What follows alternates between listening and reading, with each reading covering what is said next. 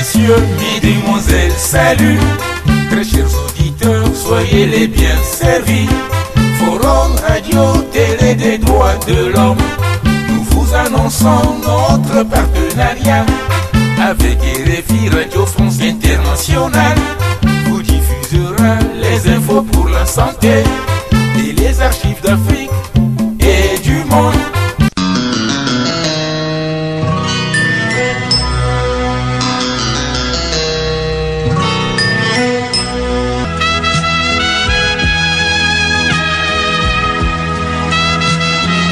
Le mot du président.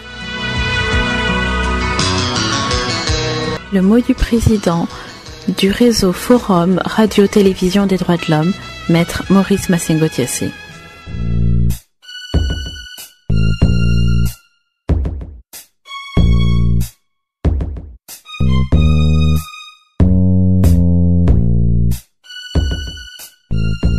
Chers auditeurs, ceci est le mot du président du réseau Forum Radio-Télévision des droits de l'homme, Maître Maurice Massengo Thiassé.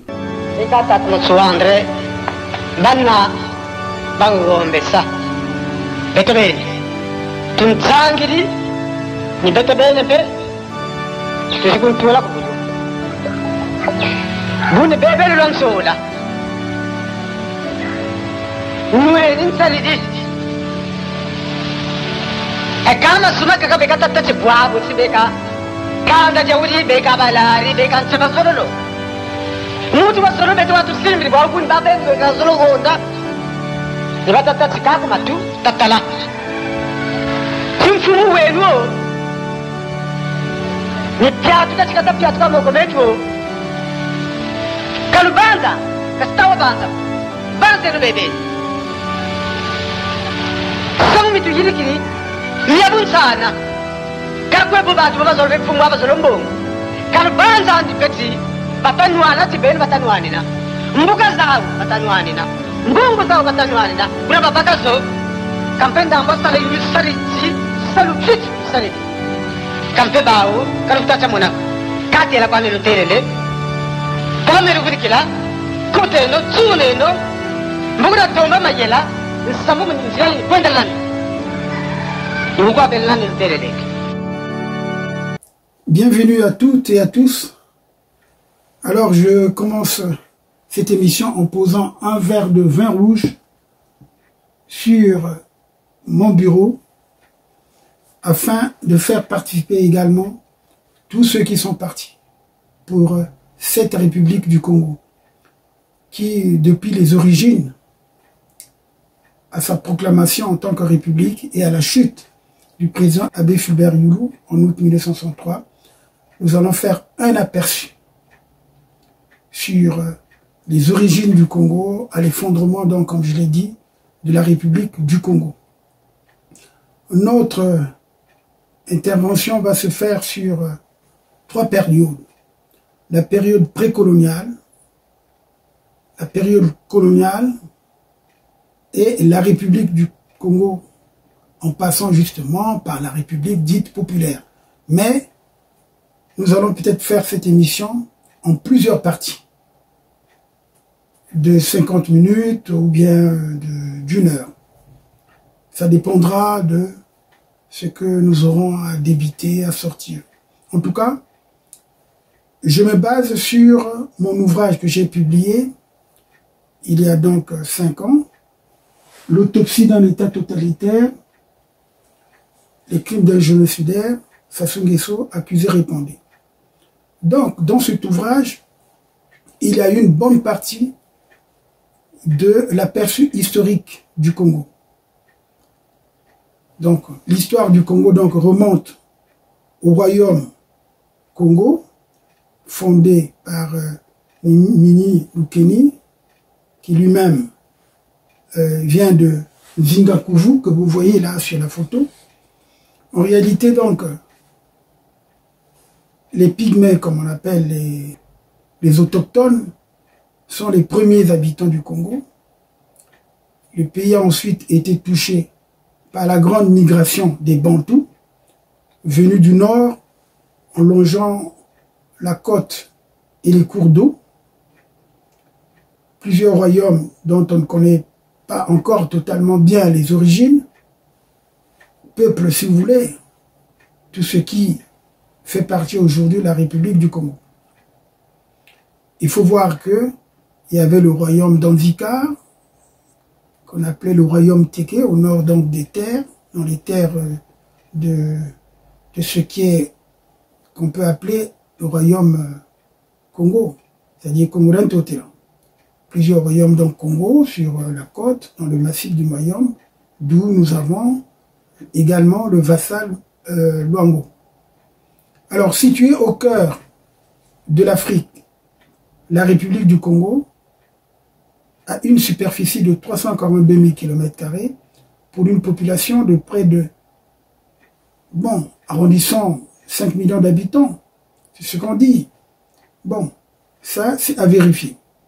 Le Congo est un pays sans unité ethnique. Près de 60 ethnies peuplent le pays. Elles sont regroupées en 3 groupes linguistiques. Il s'agit des Congos, qui constituent d'ailleurs plus de la moitié de la population, à peu près 53 à 55% de la population est Congo. Vous avez les Téké, qui sont à peu près 25%, et le groupe Mbushi, qui représente 20% de la population. Voyons donc la période précoloniale. La période précoloniale, c'est donc au 5e millénaire avant Jésus-Christ, il y a eu la présence des Noirs en Afrique. Au XIIe siècle, il y a eu la fondation justement du royaume Congo, dont le souverain Mani Congo, qui signifie d'ailleurs le seigneur du Congo, Lukeni, réside à la capitale Banza Congo. Son chef guerrier serait donc Moutinou. Le royaume Congo regroupe 6 provinces qui sont Mpemba, province centrale, abritant la capitale Sundi d'ailleurs, au nord du royaume Panzu. Au nord-est, donc, vous avez Mbata, à l'est Mbamba, au sud Soyo, et au nord-ouest, vous avez sur l'embouchure. Donc, comme vous voyez, je vous montre la carte du royaume Congo. Et enfin, nous allons évoquer la période coloniale, donc la colonisation européenne, qui commence en 1482, après les premières reconnaissances effectuées par les navigateurs portugais. Et Diego Cao, marin portugais, arrive donc au royaume du Congo durant son second voyage en 1485-1486, en octobre ou en novembre 1485, près des chutes de Yelela, en amont de Matadi. L'explorateur Diego Cao atteint l'embouchure du Congo et laisse une inscription gravée sur une pierre qui témoigne de son passage et de celui de ses hommes. Je vous montre d'ailleurs l'inscription authentique sur une roche près des chutes de Rio Mpozo vers l'Angola. Diego Cao se met en relation avec le Mani Congo, lequel entretenait des relations avec le royaume vassal de Malbango, le royaume d'Anzika, de Makoko, capitale Mbé, qui avait 150 000 km². Il se met en relation avec le Mani Congo. Donc, les contacts avec le royaume du Congo suscitent des tensions. La traite opéra une gigantesque ponction démographique et déstabilisa considérablement les entités politiques et les sociétés d'Afrique centrale en général. Je vous remontre d'ailleurs cette inscription qui situerait le premier contact de l'expédition avec le fleuve Congo le 23 avril 1482. Vous voyez là ce qui a été décalqué là sur cette inscription que je vous montre sur le tableau. En tout cas, en 1491, il y a eu la conversion du Mani Congo, c'est-à-dire Nzinga Kuvu, que vous voyez là, est baptisé sous le nom de Joao Ier par les franciscains. Son fils Nzinga Mbemba est baptisé sous le nom de Don Alfonso Ier, qui devient roi du Congo en 1508. En 1509, le royaume Congo commence à perdre son indépendance suite à la domination du Portugal dans le pays. En 1510, le gouverneur de Sao Tomé donne l'ordre de recruter 200 esclaves dans le royaume Congo. Ces esclaves sont destinés à fournir la main-d'œuvre dans les plantations de canne à sucre aux îles d'Amérique découvertes par le navigateur italien Christophe Colomb en octobre 1492 au service donc de l'Espagne. En 1518, Mbanza Congo devient San Salvador. Don Henrique, fils du roi Alfonso Ier, devient le premier évêque noir connu. Il est sacré évêque à Rome par le pape Léon X. En 1519, début de la traite des Noirs dans le royaume du Congo. En 1534, création d'un évêché à Sao Tomé. En 1535, l'Anzika, jusque-là soumis par le roi Zingankuvu, est officiellement reconnu comme État appartenant au royaume Congo. Je vous ai parlé de l'Anzika, c'est-à-dire que c'était le royaume Téké. Bon, il était soumis au départ par le roi Zingankuvu, ce qu'on appelle aujourd'hui le royaume Téké de Makoko. En fait, c'était l'Anzika, on l'appelait. Donc la reine Nzinga du royaume Ndongo et Matamba dans le Congo, Diantotela, vous la voyez là sur l'écran, que je vous montre. Ce sont des images tirées justement des archives du Vatican. Parce que pendant cette période, le Vatican avait accumulé pas mal de documents concernant le royaume. Et les cartes que je vous montre viennent justement de la bibliothèque du Vatican. Pour ceux qui font des recherches, ils peuvent aller justement dans la grande bibliothèque du Vatican pour essayer de voir et effectivement reconstituer un peu notre histoire. Il faut avoir cette curiosité. C'est comme en France, il y a des bibliothèques justement de l'armée et tout. Vous pouvez retracer la vie de nos soldats qui sont venus pendant la Première et la Deuxième Guerre mondiale, ou même pendant la guerre, comme on dit, du Maroc, ou l'Indochine et tout. Bref, alors, en 1543, mort du roi Alfonso Ier, le royaume connaît donc une véritable crise, lutte pour le pouvoir et l'anarchie s'installe. En 1555, les jésuites évincés du royaume Congo vont à Ndongo. Ndongo, c'est plus bas.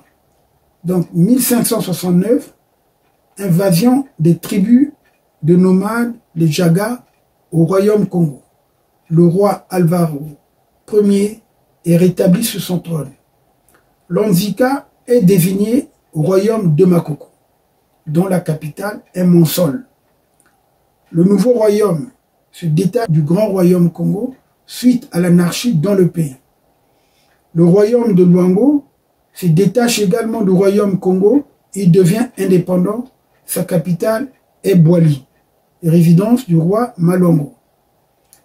En 1591, publication à Rome du livre de Filippo Pigafetta sur le Congo. Donc, les Portugais débaptisent le Ndongo, petit état tributaire du Congo, du nom d'Angola. C'est la déformation du titre Ngola que portait le roi de Ndongo. Création également du diocèse de Congo-Angola en 1596. En 1630, début du règne de Chamba Bolongongu. En 1665, donc il y a la bataille d'Ambwila, le roi du Congo, Antonio Ier, est tué par les Portugais. Le royaume est dans le chaos. Donc de 1702 à 1706, Chimpavita, dit Ndona Béatrice, organise la résistance contre les Portugais pour restaurer le royaume. Elle meurt brûlée vive en 1706 après avoir été jugée par un tribunal catholique. Je vous montre les images, les figures représentées par les documents du Vatican, notamment celle-ci que vous voyez, et puis celles qui sont représentées par la peinture que vous voyez aussi. qui représente la grande dame, notre Jeanne d'Arc, congolaise, Chipavita. Les émissions de RFI en partenariat avec Forum FM. Nous diffusons actuellement les programmes de RFI, radio partenaire de Forum FM, la première radio des droits de l'homme. Cette émission est diffusée dans le cadre du partenariat entre RFI, la radio mondiale, et Forum FM, la première radio des droits de l'homme. Mémoire d'un continent, Elikam Boukolo. De la mémoire ethnique aux mémoires nationales et transcontinentales. À regarder nos sociétés contemporaines, on a l'impression que le passé n'a jamais été aussi présent qu'aujourd'hui. Célébration de la mémoire ici, concurrence des mémoires et conflit des mémoires là-bas, cérémonies mémorielles un peu partout, presque chaque mois à travers le monde, cérémonies qui se déroulent au niveau de chaque État et parfois à un niveau beaucoup plus large, associant plusieurs États. Tout se passe comme si le passé n'en finit pas de passer. Cela se voit évidemment dans un grand pays comme les États-Unis ou dans la plupart des pays du continent américain qui se trouvent plombés, si on peut dire, par la quasi-disparition de ceux qu'on appelle encore les Indiens d'Amérique et bien sûr par le poids de l'esclavage des Noirs. Cela se voit également en Europe, par exemple, la commémoration de chacune des 2 guerres mondiales, mais aussi, bien sûr, pour ceux qui regardent l'Afrique, le passé colonial, évidemment l'esclavage et les formes contemporaines de migration liées à ce passé historique. On connaît également, pour sortir des continents dont nous parlons le plus souvent, si on va vers l'Asie et vers l'Extrême-Orient, on connaît le poids du passé et notamment le poids des violences militaires entre le Japon et la Chine depuis la fin du 19e siècle jusqu'à la Deuxième Guerre mondiale. Et aujourd'hui, ce conflit continue de peser dans les relations entre les 2 pays, puisque la Chine demande notamment au Japon la reconnaissance des crimes que le Japon aurait commis sur son territoire.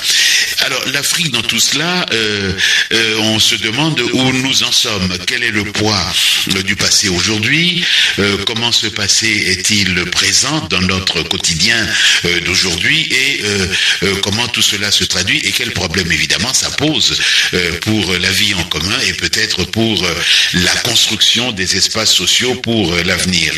Nous sommes à Luanda avec Michel Mbala.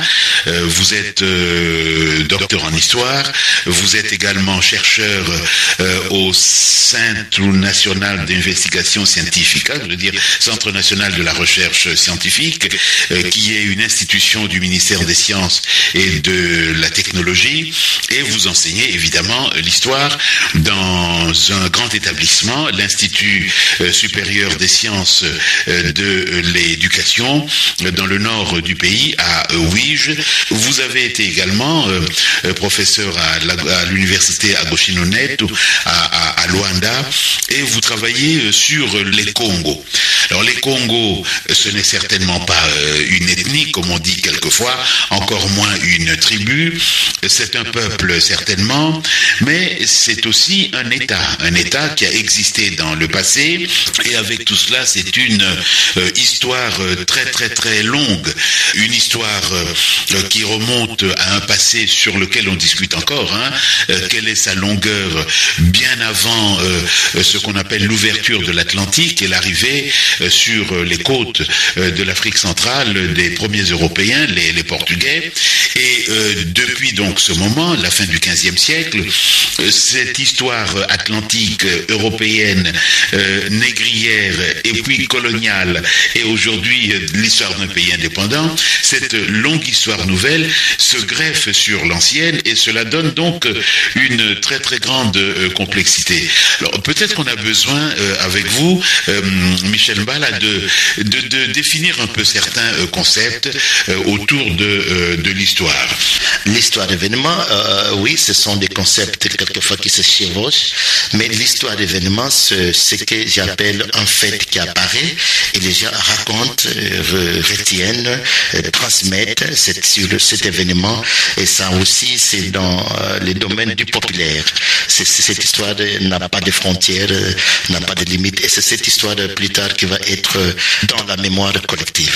Finalement, l'histoire récit, c'est encore, un autre aspect, une autre dimension de l'histoire. Oui, ça c'est la particularisation de l'histoire, du que chacun se met au centre, il raconte ce qu'il a vu, ce qu'il n'a pas vu, ce qu'il a entendu parler, et c'est l'histoire, là c'est l'individu qui se met au centre, c'est lui qui témoigne sur ce qu'il a vu, ce qu'il a entendu parler, ce qui s'est passé. 105.8, la radio des droits de l'homme.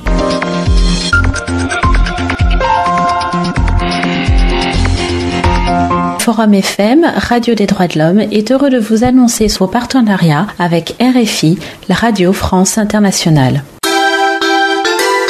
Forum FM, Radio Forum FM 105.8. Merci. Nous allons revenir, professeur Mbala, sur ces différents concepts, parce que on parlera aussi de la mémoire. Alors, le personnage qui vous a intéressé, et c'est l'un des personnages de vos différents travaux, c'est ce personnage de Kimpa Vita, qu'on appelle d'ailleurs d'autres noms, Béatrice, et elle a aussi ses noms, je veux dire, d'origine de naissance. Alors, cette multiplicité des noms, déjà, est un problème. Ça veut dire qu'il y a des interprétations sur ce personnage, sur son rôle dans l'histoire et sur ce qu'on en retient aujourd'hui.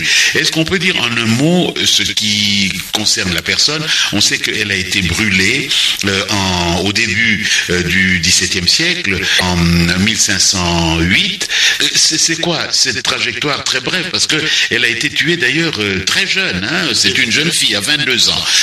Quel est ce personnage, les traits essentiels? En fait, quand on l'appelle Kimpa Vita, c'est une déformation. Son nom de naissance paraît être Ntimba Marguerite Donna Béatrice. Plus tard, il a eu beaucoup de noms. Et dans le parler Congo, comme on ne parvenait pas à rendre le mot Marguerite, on a congolisé Dita. Sinon, de son vivant, il me paraît qu'on l'appelait Ntimba Dita. Et quand ce mot est passé dans l'écriture occidentale, les premiers qui l'ont écrit Shimpa et Dita. Ils ont confondu les D à Vita et c'est devenu Kimpa Vita, mais son nom semble être une jumelle, Ntimba Dita. Ce personnage curieux. Une jumelle, parce que Ntimba, c'est l'un des noms qu'on donne à des jumeaux. Oui, dans la cosmologie Congo, les jumeaux ont des noms. Le premier s'appelle Ntimba, qui vient du verbe Simba, c'est lui qui soutient, c'est lui qui vient qu'on appelle Nzuzi. Et c'est un nom qui n'a pas de genre, garçons et frères garçons. Ntimba, pour moi, Kimpa Vita d'aujourd'hui est une personnalité complexe et on ne les connaît pas encore. Il dit que dans deux civilisations, Congo et occidentale chrétienne, il maîtrise, il a des talents exceptionnels qu'il va mettre au service de sa société Congo qui est dans une turbulence indéfinie, et il maîtrise d'abord le savoir africain, la sagesse africaine, il maîtrise curieusement le savoir chrétien et il fait son projet. C'est une fille d'une noblesse autour d'un Totila à l'époque, roi Congo, et il a son destin, il a son projet politique, mais il trouve qu'il doit opérer d'une manière religieuse et il profite du christianisme et il fonde un ordre et il va en guerre contre, d'abord, il ne va pas en guerre contre l'église chrétienne, mais il va en guerre contre les gens qui veulent mettre le désordre dans le royaume Congo. C'est pourquoi il veut reprendre la légitimité autour du roi. Il va chercher le roi là où il s'est caché, il l'amène, il mobilise, il veut que Mbanza Congo redevienne le centre. Quand on dit Mbanza Congo, signifie la capitale de Mbanza Congo, le centre de Congo. Il veut vraiment que le centre, et c'est comme ça. Mais comme à cette époque, il y a déjà des groupes oppositionnels qui luttent pour la domination du peuple Congo, finalement, le roi qui a été sauvé, mais manipulé par le dirigeant de l'église catholique à l'époque, il entre en opposition et on l'accuse d'hérésie de dangereuse, on la brûle vive avec son enfant et avec le papa de celui-ci. Certaines sources parlent, c'était un Européen. Voilà, donc ça c'est le personnage. Mais ce qui est important, c'est les conséquences. Ce sont les conséquences de son action et dans toutes les dimensions. D'abord sur le plan théologique, cette dame crée une sorte de christianisme africain. Il ne le rejette pas, mais il l'africanise. Et pour parler plus simple, il dit le christianisme venu d'ailleurs. Jésus n'est pas né à quelque part d'autre que à Congo, et il a des saints Congo, et il africanise il prend le message chrétien et il les met au service pour qu'il résolve son problème. 105.8, la radio des droits de l'homme.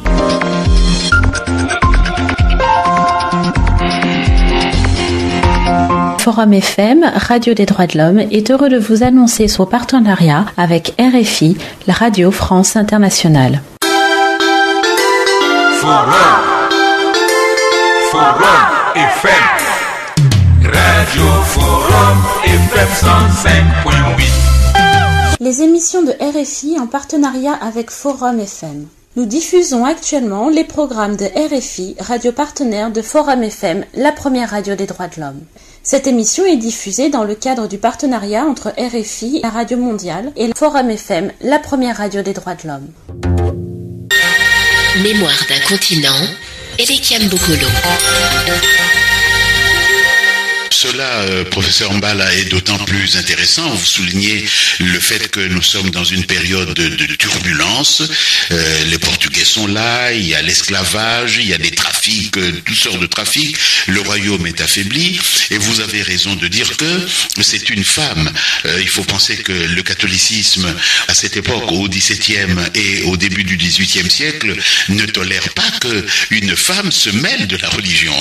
Donc, voir une femme noire, qui d'ailleurs n'a pas de problème de race ou de racisme, puisque son compagnon on pense que c'est un blanc, que c'est une femme qui ose parler de Dieu, de Jésus, du ciel, des saints, etc. Ça paraissait véritablement une abomination, et ils vont parler d'hérésie dans son cas. Bien sûr, c'est un prétexte, en fait, qui est Pavita, un Timbadita, si vous voulez, dérange, mais il prend les soins de humilier personne, il unit, il explique, il est brave. Au fait, ça aussi, professeur, c'est un élément sur lequel on n'a pas beaucoup réfléchi. En fait, avant l'arrivée des Européens, les sociétés africaines en général, comme sur laquelle je travaille en particulier, c'est pas une société de genre, c'est une société de compétences.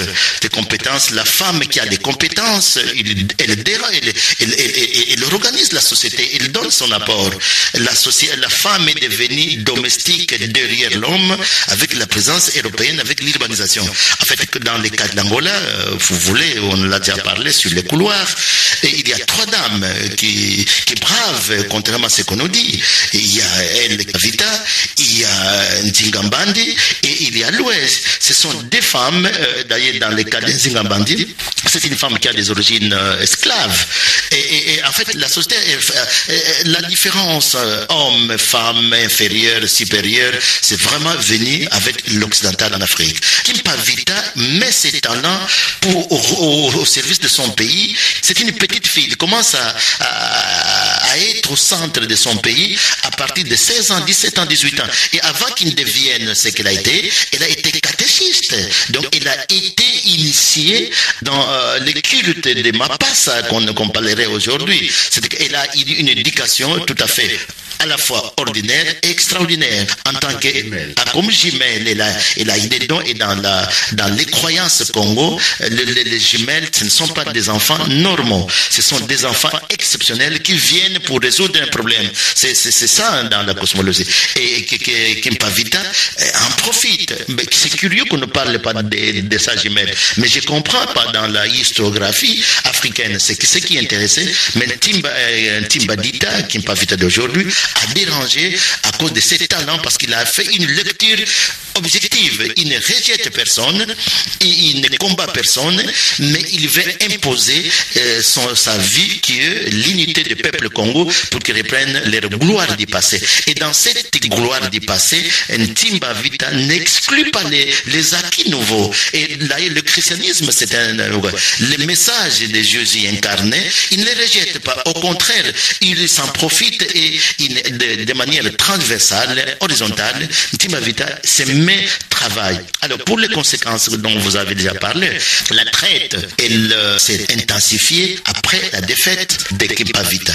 Et quand Kimpavita est brûlée vive, en fait, les Portugais n'ont plus de gène de résistance. En fait, l'Église catholique, en fait, se sent gênée, et en fait, la traite devient, ça ne choque plus la morale, parce que l'Église elle-même est impliquée, et beaucoup de gens sont partis à cette époque après 1704, beaucoup de gens sont partis, et ces gens sont partis avec l'avènement de Kimpavita. La mémoire de Kimpavita, pour moi, c'est très important, c'est devenu un acquis mondial, parce qu'à cette époque-là, croire à l'unité des peuples, à cette époque-là-bas, n'est pas discriminer quelqu'un parce qu'il est blanc, il est chrétien, n'est pas chrétien.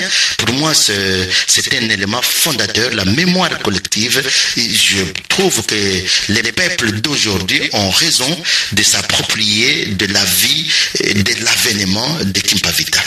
Alors, on voit, professeur Mbala, que si on descend du nord vers le sud, donc du Gabon, du Congo, de la Guinée équatoriale, peut-être du Cameroun, du Congo-Brazzaville, du Congo-Kinshasa, vers l'Angola, la vision actuelle de Kimpavita est de plus en forte. En Angola, elle est forte, au Congo-Kinshasa aussi, mais dans le cas de l'Angola, vous avez déjà dit que c'est une chose assez particulière. Il y a 3 femmes. Il y a donc Kimpavita, nous avons Anne Nzinga, nous avons aussi cette reine un peu mythique Louéji ou Rouéji. Est-ce qu'il y a une concurrence entre ces 3 femmes, ou est-ce que l'Angola en particulier les assume toutes les 3? Oui, c'est le particularisme de l'Angola, comme on le dit en portugais, terre d'encontre. C'est la terre des rencontres, et dans tous les domaines. C'est ce que je disais. Le rôle de la femme avant l'arrivée de l'Occident en Afrique n'a pas été vécu. Mais je crois savoir, et je le souligne, que nous sommes dans une société d'égalité des compétences. Il n'y a pas une société de quoi, comme on le dirait aujourd'hui, la femme est négligée, tout cela. Et donc dans les sociétés africaines en général, c'est la femme qui a du talent, et ce sont ces femmes-là qui sont entrées dans la mémoire collective, je pense par opposition, pour contredire que la femme n'est pas femme parce qu'elle est inférieure, et les femmes parce qu'elle doit apporter une spécificité, et s'il a des talents, il sauve sa société. C'est ce qui est arrivé avec cette... Les Angolais, heureusement, les assument. Merci beaucoup à vous, professeur Michel Mbala, d'être venu à nos micros de Mémoire d'un continent, ici à Luanda. Merci beaucoup. Ici se termine notre émission Mémoire d'un continent. Réalisation Olivier Raoult.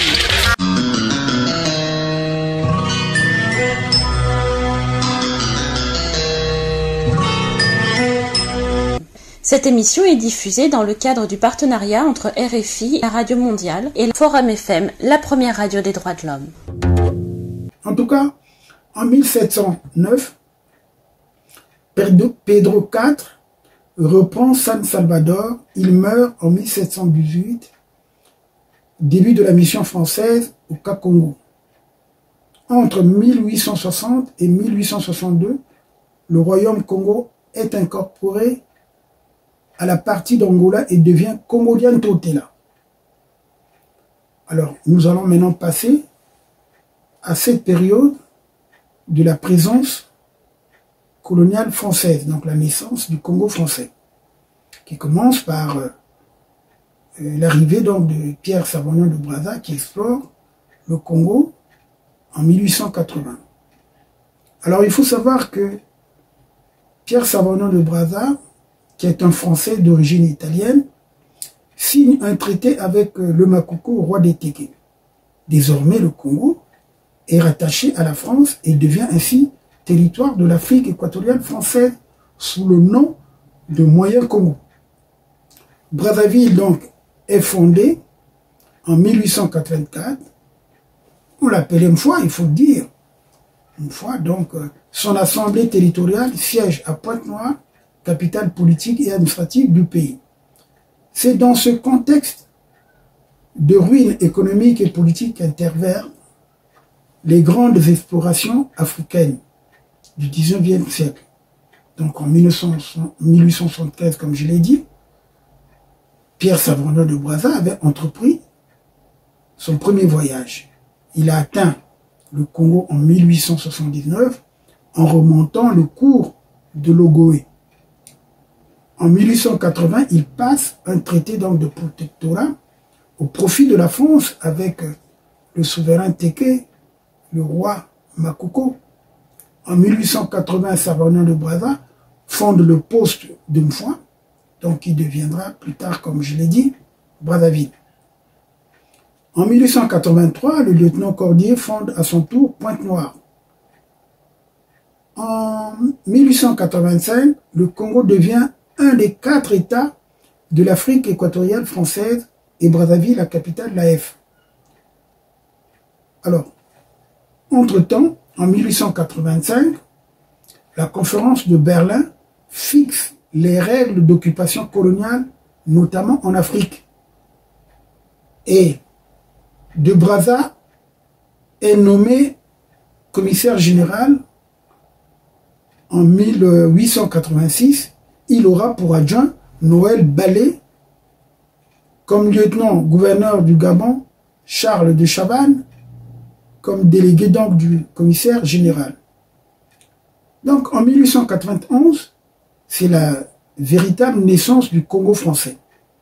La rive gauche du fleuve découvert par Stalin devient Congo belge. La colonie du Congo français est créée. Il commence alors une longue période coloniale, exploitation des ressources naturelles par des compagnies concessionnaires qui se livrent aux pires excès, réquisition, pillage systématique des ressources, travail forcé, brutalité de toutes sortes.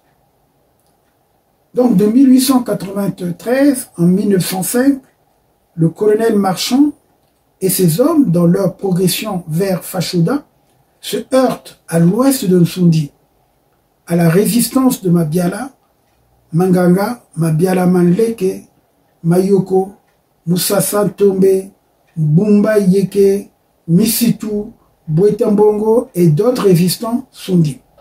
Vous voyez pourquoi je dis souvent, je mets une parenthèse, je dis souvent que la guerre que font ceux qui se disent aujourd'hui dans la grande vallée du Niari, autrement appelée le Nibolek, c'est une fausse guerre, parce que tous viennent de la grande province Sundi et ils se sont battus. Regardez quand on parle de noms comme Mabiala Manganga, ou Mabiala Manleke, Mayoko, Moussassa, Ntombe, Mbumba, Yeke, Misitu, Bouetam. Donc, tous ces noms sont des noms communs justement au Congo. Ils ne pouvaient donc pas avoir cette différence. Voilà pourquoi j'ai dit pour régler ce problème, il faut repartir à une république fédérale. Chaque entité est une entité qui va s'auto-gouverner. Donc, il faut arriver à cela parce que il y a eu cette division du colon.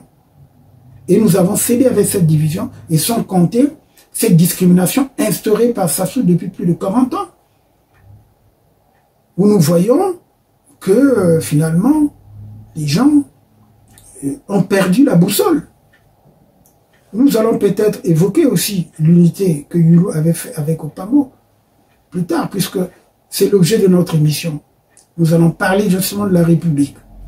Alors donc, en 1901, je ferme cette parenthèse, en 1901, la France cède la possession congolaise du Cabinda au Portugal. Écoutez bien, la France va céder la possession congolaise du Cabinda au Portugal en 1901. Donc, comme je vous l'ai dit, le Cabinda faisait partie de l'entité du Congo. Donc, le 15 janvier 1910, l'Afrique équatoriale française est définitivement constituée, incluant la colonie du Moyen-Congo. Donc, de 1921 à 1934, le chemin de fer Congo-Océan est construit. Les 510 km qui séparent Brazzaville de Pointe-Noire ont fait plus de 20 000 morts. Et d'ailleurs, pour ceux qui ont suivi le procès Barbie, Maître Mbemba, Jean-Martin Mbemba, avait également fait allusion dans sa plaidoirie à ce crime contre l'humanité où il y a eu plusieurs morts, parce que les gens ont été forcés, si vous voulez, aux travaux publics. Donc il y a eu beaucoup de morts. Donc il y a eu des travaux forcés. Donc les gens ont été forcés.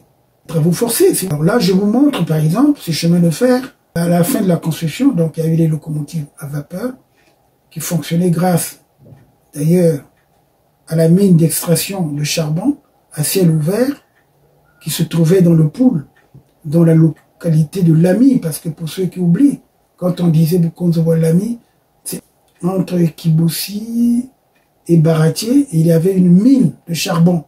Et c'est là où justement on prenait le charbon qui servait aux locomotives à vapeur que je vous montre sur l'écran.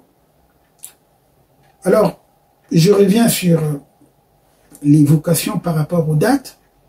Il y a une date importante justement, c'est celle de 1926 où Matsoa André Grenard constitue à Paris une association, la Société amicale des originaires de l'Afrique équatoriale française. Et cette association va viser à remédier à l'état d'infériorité de ses compatriotes vis-à-vis des Blancs. Il devient un défenseur des droits de l'homme. Et d'ailleurs, en 1932, il y a eu une publication d'un de nos compatriotes qui explique bien le parcours de Matsoa André Grenard dans son combat. Le 31 décembre 1932, donc, le journal L'éveil de l'AF annonce la découverte des roches pétrolifères aux environs de Pointe-Noire. Vous comprenez? Donc c'est en 1932 que le pétrole a été découvert à Pointe-Noire. Donc le 29 mai 1938, ordination du premier prêtre congolais, Auguste Roch Nkunku, donc l'abbé Nkunku, Monseigneur Nkunku, né le 11 mai 1909 à Songambula, est mort le 3 juillet 1982 à Brazzaville, est le premier prêtre noir du clergé catholique du diocèse de Brazzaville et dignitaire de l'Église catholique d'Afrique en sa qualité de détenteur du titre honorifique d'assistant au trône pontifical. En 1940, le 28 août 1940, sous l'impulsion du médecin général Adolphe Cissé, le Congo se rallie à la France libre, proclamée par le général de Gaulle au lendemain de son appel du 18 juin 1940. Et là, il faut noter, François Charles Ngongo, fonctionnaire, répondra à l'appel. Je vous parlais donc de François Charles Ngongo, qui sera, comme les gens ne le savent pas, il sera assassiné dans le bateau qui le ramènera au Congo, après avoir combattu pour la France. En mars 1952, donc le lieutenant François Charles Ngongo d'Outre-mer, Sundi, donc né à Moussenjo, est assassiné dans le bateau qui le ramenait au Congo. Il avait créé un parti politique dénommé Association des élites d'Outre-mer. sous son statut de citoyen français. Il a été ancien fonctionnaire au cabinet militaire du gouverneur général Félix Éboué. Donc il va s'engager en 1940 dans l'armée française.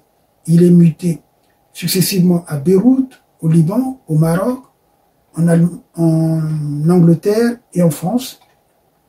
Blessé et fait prisonnier en Allemagne, libéré et évacué dans un hôpital de Paris, il a été nommé en juillet 1946 comme lieutenant. Alors donc, c'est pour restituer notre histoire parce que nombreux oublient qu'il y a eu des gens qui se sont battus. Alors, le 12 novembre 1940, Félix Éboué, gouverneur du Tchad, est nommé gouverneur général de l'Afrique équatoriale française, l'AF, par le général de Gaulle, qui n'a pas la légalité pourtant, bien que par le peuple français, il en a eu résistant, il a donc la légitimité. Le pouvoir réel en France étant aux mains du maréchal Pétain, il faut le savoir. Alors en 1946, donc le 16 octobre exactement, la région comprise dans la division administrative est du Haut-Togo est détachée du Moyen-Congo et attachée au Gabon. C'est la partie qu'on appelle France libre. Là où est né, justement, Albert Bernard Bongo. Il est né dans le territoire du Moyen-Congo, donc qui est devenu Franceville, donc c'était le Haut-Togo. Vous voyez, de nombreux Gabonais qui sont nés avant 1946 sont des Congolais de Brazzaville. Alors les Congolais s'éveilleront à la vie politique grâce justement aux initiatives d'André Grenard Matsuwa, catéchiste, douanier et ex-tirailleur du 22e régiment dénommé Matricule 22 lors de la guerre du Rif au Maroc. André Grenard Matsuwa, né le 17 janvier 1899 à Manzakala, district de Kinkala, dans le Moyen-Congo, fut employé préposé d'administration générale de l'assistance publique à Paris, dans le 7e. Il fonde donc, comme je l'ai dit tout à l'heure, à Paris le 26 juillet 1926, l'amicale des originaires de l'AF, dont le succès rapide à Brazzaville alarme l'autorité coloniale. Il est condamné le 3 avril 1930 par un tribunal dit indigène siégeant à la mairie de Brazzaville, à 3 ans de prison et 10 ans d'interdiction de séjour. À la suite de cette condamnation, les troubles éclatent place de la mairie, et ceci pendant près d'une semaine. Les chefs coutumiers et certains notables veulent arracher André Matsuwa des mains de l'administration. Déporté au Tchad, il s'évade le 17 septembre 1935. Il regagne la France, où il sera de nouveau arrêté le 3 avril 1940, à 16h dans le 5e arrondissement. Il sera transféré à Pointe-Noire le 19 mai 1940 et amené à Brazzaville. Matsuwa donc fera les prisons de Brazzaville, Kinkala, Mindouli et Mayama, où sa disparition pour les uns et sa mort pour les autres, le 13 janvier 1943, surviendront dans les conditions jamais éclaircies à ce jour. Il faut le dire. Parce que même à la conférence nationale, on n'a pas eu la présence justement d'exhumer la tombe de Matsuwa et de faire des analyses d'ADN pour comprendre si c'est effectivement le corps de Matsuwa qui était là. Parce que il y a beaucoup de gens qui spéculent, qui disent que finalement c'est un régime de bananes qui avait été enterré là où il y a le cimetière de André Matsuwa à Mayama. J'ai d'ailleurs pu voir à Mayama la tombe de Matsuwa à côté de ses deux frères Milongo et Mbiemo, tués à Mayama. Alors, il deviendra un héros mythique, personnage quasiment déifié plutôt, mais aussi le symbole de la lutte pour la reconnaissance des droits civils et politiques. Et nous allons vous parler justement de Fulbert Yulu, qui est né le 9 juin 1900, qui a été ordonné prêtre par Monseigneur Michel Bernard, vicaire apostolique de Brazzaville, en même temps que les abbés Théophile Mbemba, Louis Loubassou, Benoît Kazungo et Raphaël Dangui. Après 1945, deux principaux partis politiques émergent au Moyen-Congo. Il s'agit du Parti progressiste congolais PPC de Félix Tshikaya, qui est né le 9 novembre 1903 et mort en 1903. Et donc, l'autre parti, c'est la section française de l'Internationale ouvrière, la SFIO, de Jacques Opango, né le 13 décembre 1907 à Bunji et mort le 20 août 1978. N'oubliez pas que Bunji, c'était une terre téké. On appelait les téké à Lima, pour ceux qui oublient. Parce que tous ceux qui étaient de Kélé, tout ça, qui ont choisi d'aller à Bunji, qui était devenu un grand centre justement où on a implanté des écoles, les catholiques ont placé vraiment une bonne administration là-bas. Et donc finalement, c'était devenu un grand centre. Par rapport à Oyo, qui était carrément un petit poste de contrôle, un poste des pêcheurs. En tout cas, l'abbé Fulbert Youlou, qui a 29 ans, qui est donc ordonné prêtre le 9 juin 1946, se lance dans la politique en 1947 avec le soutien du Conseil des chefs coutumiers Congo et le parrainage de Monseigneur Paul Biéchi, archevêque de Brazzaville. En mars 1952, assassinat dans le bateau qui le ramène donc, comme je l'ai dit, du lieutenant François Charles Ngongo, que je vous ai présenté tout à l'heure, un Sondi né à Moussenjou. Donc le 27 mai 1956, l'abbé Fulbert Youlou crée un parti politique, donc l'Union démocratique pour la défense des intérêts africains, l'UDDA. Après son échec aux législatives de janvier 1956, et tirant des leçons des débordements et des violences de ses partisans, suite à la victoire de Félix Tshikaya, le 13 janvier 1957, le parti de Jacques Opango devient donc le mouvement socialiste africain, le MSA. À l'élection du 31 mars 1957, le MSA obtient la majorité de l'élection de la première assemblée territoriale. Parce que après la loi cadre qui est de 1956, on appelle la loi Gaston de Fer, il a été institué dans les territoires d'outre-mer, comme on disait, territoire français. Il y avait une double assemblée. Il y avait le conseil, le grand conseil et l'assemblée territoriale. Donc à cette première assemblée territoriale, c'est Jacques Opango qui obtient la majorité. C'est Jacques Opango qui obtient la majorité avec 23 sièges et Fulbert Youlou, oui, 23 sièges, et Fulbert Youlou va obtenir 22 sièges. Donc une voix de moins que le MSA de Jacques Opango, à qui justement aura cette mission de former le gouvernement d'union au sein duquel l'abbé Fulbert Youlou va occuper le ministère de l'Agriculture. Mais avant que je vous précise justement les attributions de ces différents ministres, parce que il y a eu un décret de la métropole, décret numéro 57-459 du 4 avril 1957, qui fixe les conditions de formation et de fonctionnement des conseils de gouvernement dans les territoires de la OEF et de la F, promulgué donc par arrêté numéro 1456 DFLC du 4 DFLC 4 du 17 avril 1957 et qui précise que le conseil du gouvernement du Moyen Congo est composé de 10 membres.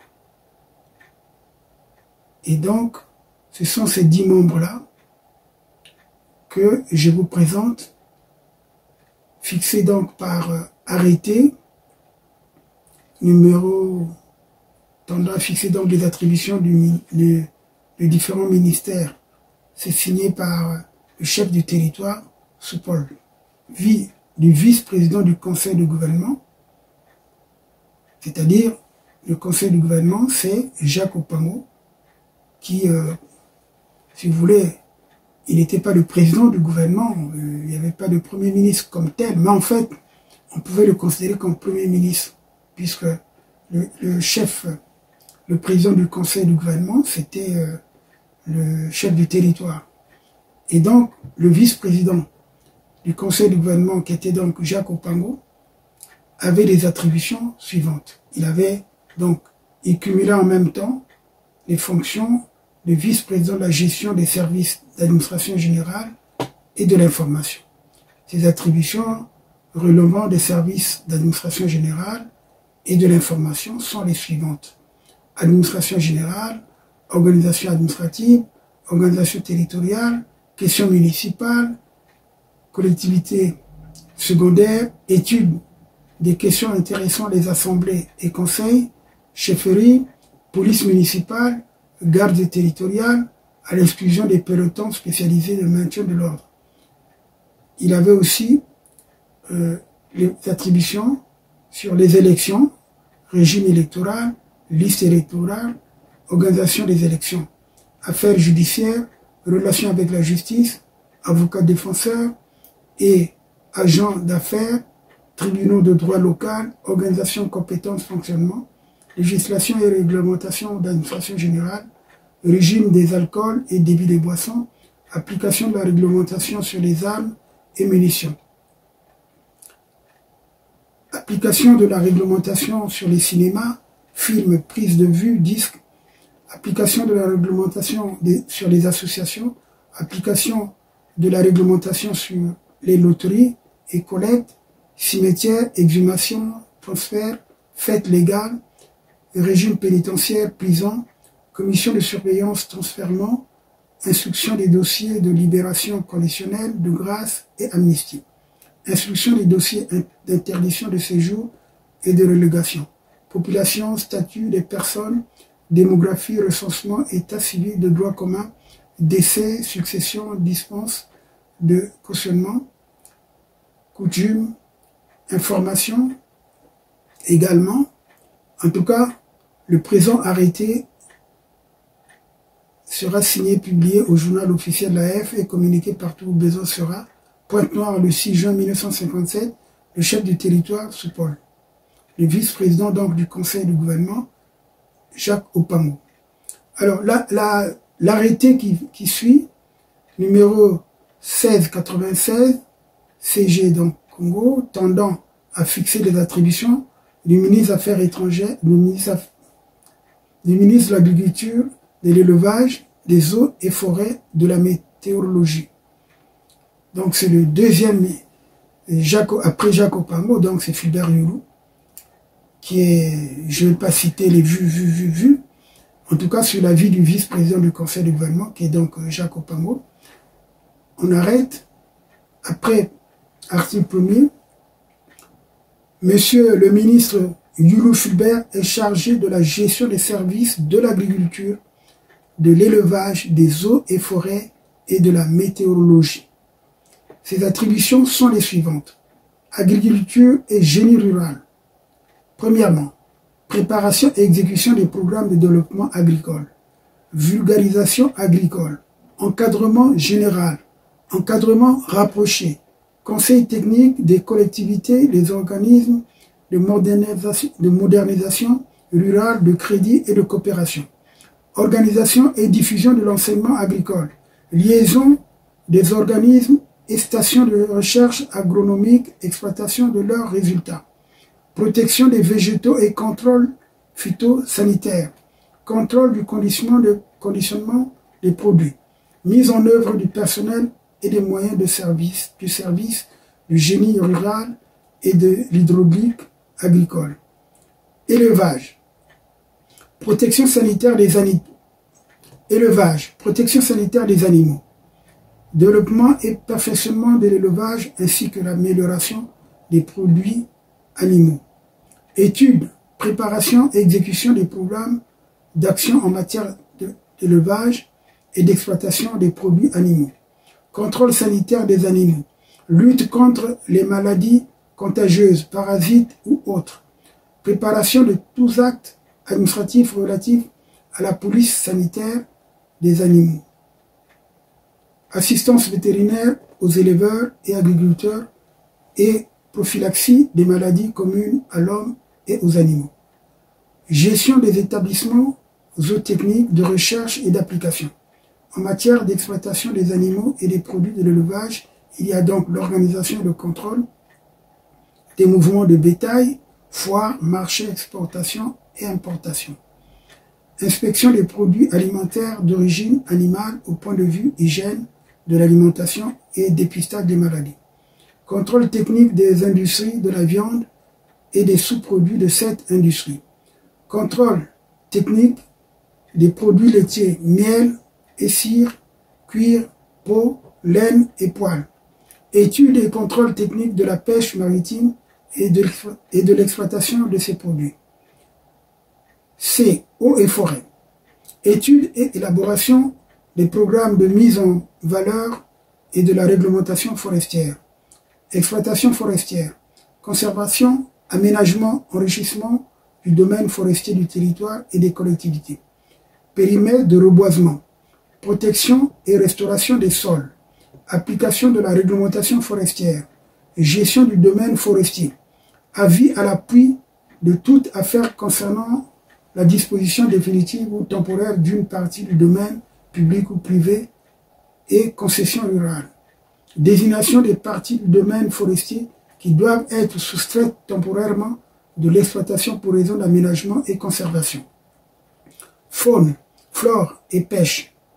Classement et surveillance des réserves naturelles, parcs nationaux, réserves intégrales et autres. Protection de la faune. Organisation et surveillance de la chasse et de la pêche fluviale et lacustre. 4. Pisciculture, statistiques de production forestière et synégétique.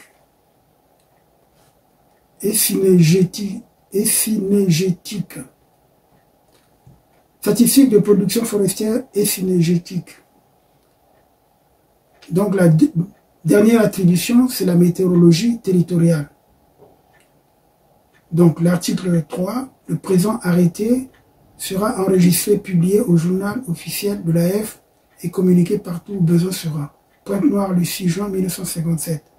Le chef du territoire supporte le vice-président du conseil du gouvernement, donc Opango.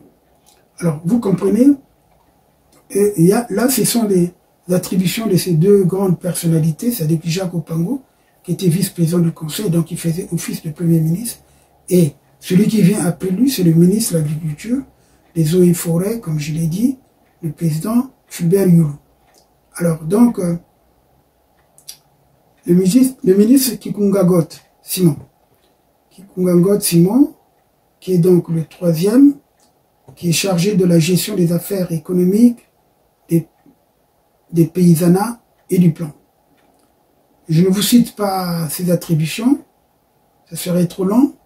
Je passe à l'autre ministre, c'est-à-dire le ministre Chichile Stéphane, qui est chargé de la gestion des services des affaires sociales, travail, santé, habitat et services sociaux.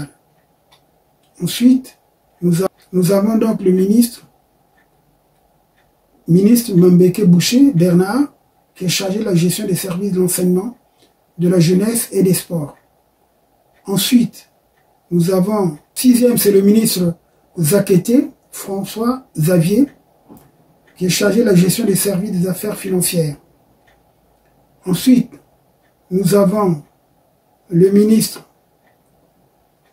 qui est donc le 8e, ministre Vial Joseph, qui est chargé de la gestion du service du budget. C'est un Français. Et nous avons le 8e ministre, qui est un Français aussi, Nardan Jean, qui est chargé de la gestion du service de la fonction publique. Et le 9e, nous avions le ministre Vandeli Charles, qui est chargé de la gestion des services des travaux publics et de l'infrastructure aérienne. C'est le ministre Hervé André, qui est chargé de la gestion des services de la production industrielle, des mines, des transports et du tourisme. En tout cas, il y avait 10 ministres dans le territoire du Moyen-Congo. Et le premier vice-président du conseil de gouvernement, donc, si vous voulez, le tout premier ministre, c'était Jacques Opango, et que le chef du territoire, c'était Soupol, comme je vous l'ai dit. Entre-temps, le premier gouvernement, pour ne pas dire le premier conseil, n'a existé que pendant presque une année, et le président du conseil a été remplacé par l'abbé Fulbert Youlou, qui deviendra donc le premier chef de gouvernement, donc en tant que premier ministre, qui dépendait justement de la communauté franco-africaine qui avait été instituée avant la proclamation de la République. Et d'ailleurs, c'est lui qui va amener le Congo à l'indépendance. Et là, c'est un autre volet, nous allons vous en parler plus tard. Pour l'instant, je vous apporte aussi un petit témoignage de Martial Sinda, qui fait état justement de cette période-là. Merci en tout cas. La deuxième partie, nous allons poursuivre avec ce qui s'est passé après la proclamation de la République du Congo. Parce que je vous ai dit, c'est une émission qui concerne justement les origines du Congo jusqu'à la République et peut-être jusqu'à la chute de Fulbert Youlou. Allez, je vous remercie donc, à bientôt.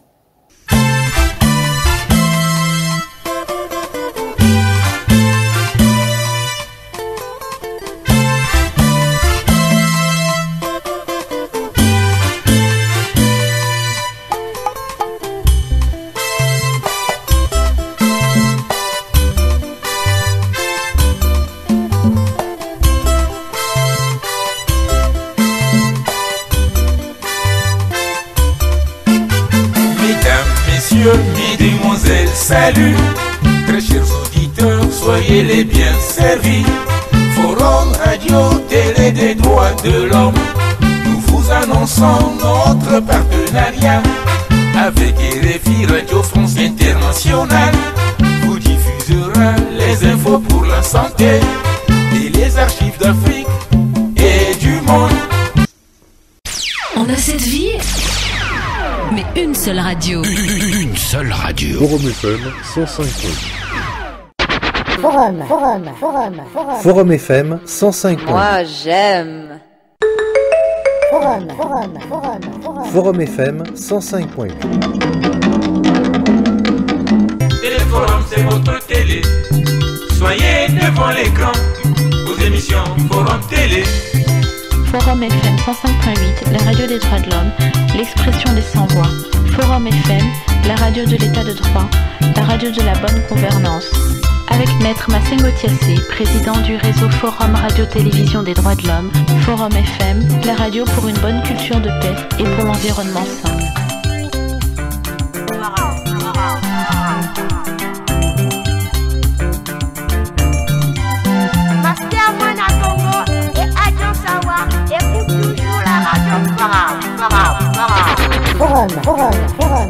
Forum FM 105.8. Forum FM 105.8.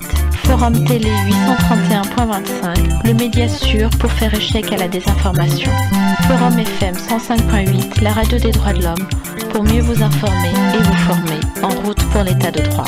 Avec Maître Massengo Tiassé.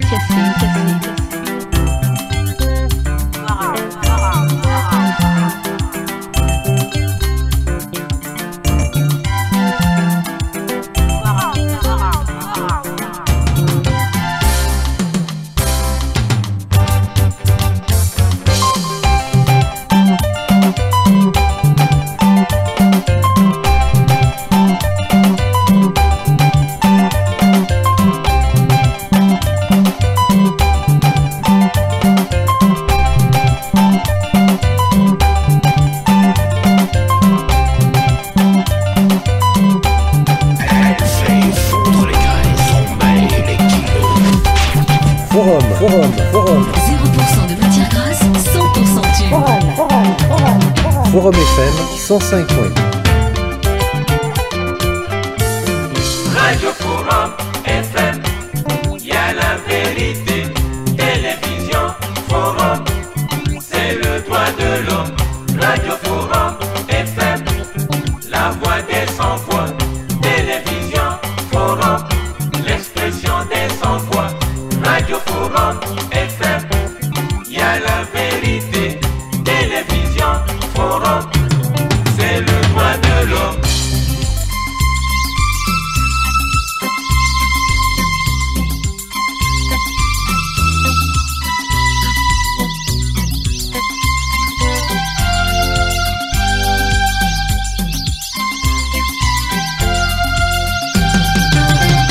Forum FM 105.8, Forum Télé 831.25, le média sûr pour faire échec à la désinformation.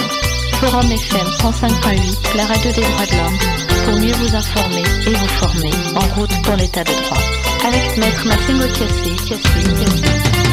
Radio Forum FM, y a la vérité. Télévision Forum, c'est le droit de l'homme. Radio Forum FM, la voix des sans-voix. Télévision Forum, l'expression des sans-voix. Radio Forum FM, y a la vérité. Télévision Forum, c'est le droit de l'homme. Forum FM 105.8. Moi j'aime.